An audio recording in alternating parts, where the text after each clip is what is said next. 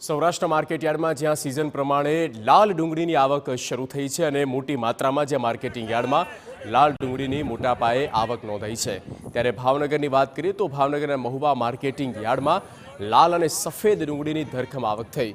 યાર્ડમાં લાલ અને સફેદ ડુંગળીની 2,15,000 બોરીની આવક થતાં યાર્ડ ડુંગળીથી છલકાયું, જેમાં 1,90,000 લાલ ડુંગળીની બોરીની આવક અને 25,020 સફેદ ડુંગળીની બોરીની આવક થઈ।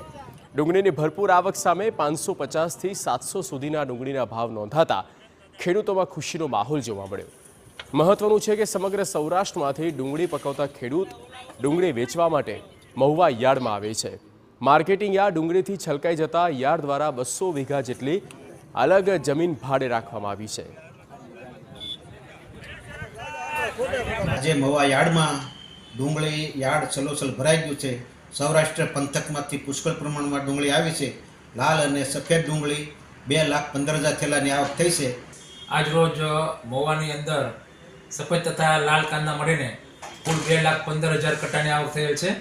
હાલ બંને સફેદ અને લાલ કાંદાની હરાજી શરૂ છે। ખેડૂત ભાઈઓને 500થી 700 રૂપિયા સુધીના ભાવ